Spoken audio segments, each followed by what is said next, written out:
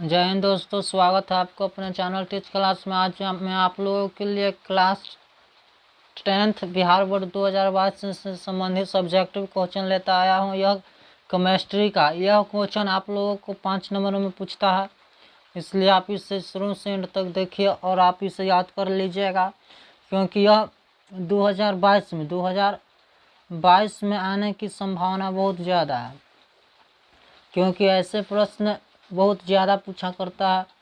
चलिए, अगर आपको यह वीडियो पसंद आए तो लाइक कर दीजिएगा, और अगर आप इस चैनल पर नए हैं तो चैनल को सब्सक्राइब कर दीजिए और साथ में बेल आइकन बटन को दबा दीजिए, ताकि आपको इसी तरह का वीडियो का नोटिफिकेशन आप तक पहुंचता रहे। चलिए देखिए, क्वेश्चन को पढ़ते हैं। प्लास्टर ऑफ पेरिस, यानी कि प्लास्टर ऑफ पेरिस किसे कहते हैं या तो कैसे बनाते हैं। देखिए, यह सिर्फ अगर पूछ दिया जाए कि प्लास्टर ऑफ पेरिस किसे कहते हैं या कैसे बनाया जाता है, तो वो लगभग 2 नंबर का प्रश्न रहता है, 2 नंबर का। और उसका उपयोग, और अगर उसका उपयोग पूछ दिया जाए तो वह 5 नंबर का हो जाता है। कितना नंबर का हो जाता है? 5 नंबर का।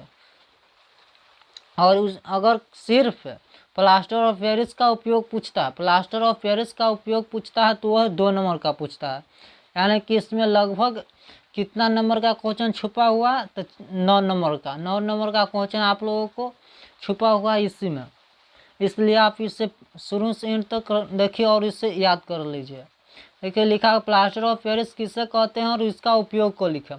तो प्लास्टर ऑफ पेरिस किसे, यानी कैसे बनाया जाता है।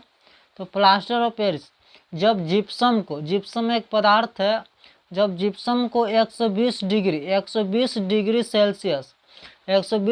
सेल्सियस ताप पर, यानी कि ताप को डिग्री सेल्सियस में मापते हैं। क्या से मापते हैं? डिग्री सेल्सियस से ताप को मापा जाता है।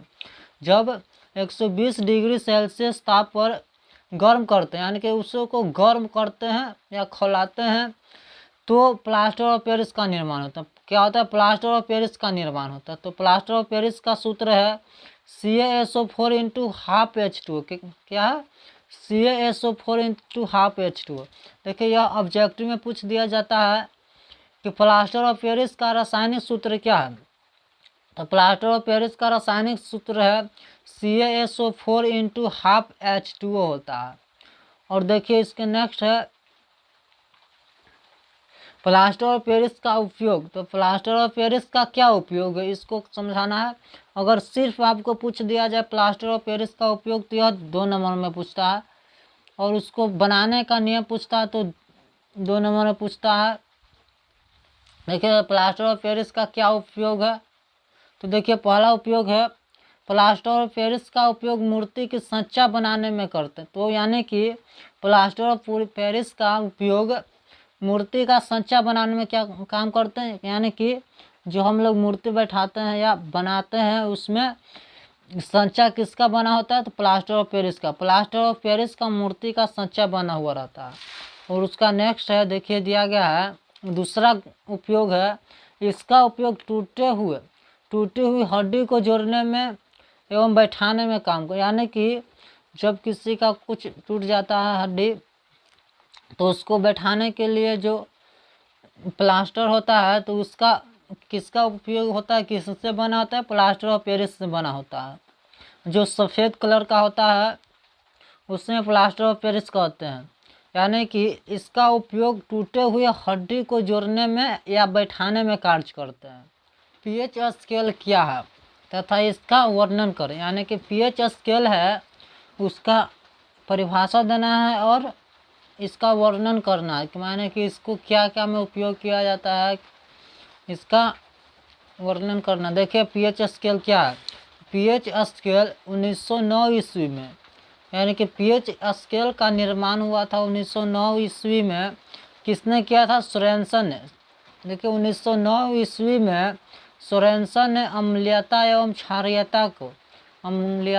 क्षारीयता को बताने के लिए एक स्केल का निर्माण किया, जिसे पीएच स्केल कहते हैं। यानी कि 1909 ईस्वी में सोरेनसन ने एक स्केल का निर्माण किया, जिसे पीएच स्केल कहते हैं। और इससे अम्लीयता एवं क्षारीयता को मापा जाता है, यानी कि अम्लीयता एवं क्षारीयता की शक्ति को बतलाया जाता है। उसे ही पीएच स्केल कहते हैं। देखिए पीएच स्केल का निर्माण हुआ था 1909 ईस्वी में, और किसने किया था? सोरेनसन ने। यह 2 नंबर का ऑब्जेक्टिव हो जाएगा। और फिर ऑब्जेक्टिव में पूछ दिया जाए कि पीएच स्केल से क्या जांच किया जाता है?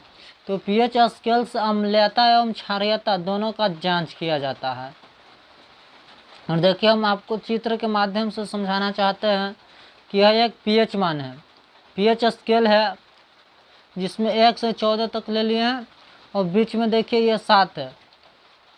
तो देखिए यहाँ दिखाते हैं, लिखा गया है पीएच का वर्णन, पीएच स्केल का वर्णन, यानी कि पहला दिया गया है उदासीन पदार्थ का पीएच मान 7 होता है। यानी कि अगर कोई पदार्थ उदासीन है तो उसका पीएच मान 7 होगा, यानी कि यह बीचे बीच यानी 7 तक होगा, उसका पीएच मान 7 यानी कि उदासीन होगा।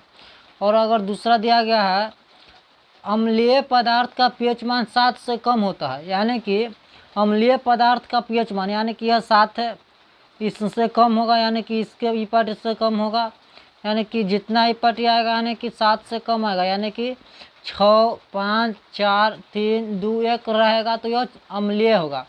कैसा पदार्थ होगा? अम्लीय। अगर किसी पदार्थ का पीएच मान 7 है तो वह कैसा होगा? उदासीन होगा। और अगर उसका पीएच मान 6, 5, 8 भी होगा, चाहे 9 भी होगा, तो वह अम्लीय होगा, अम्लीय होगा। अगर किसी पदार्थ का पीएच मान 2 है तो वह क्या होगा? अम्लीय होगा।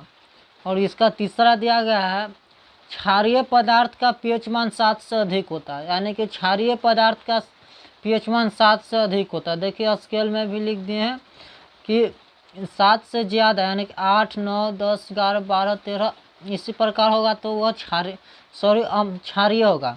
और अगर 7 से कम यानी कि 6, 5, 4, 3, 2, 1 होगा तो वह अम्लीय होगा। तो देखिए क्षारीय पदार्थ का पीएच मान कितना होता है? 7 से अधिक होता है।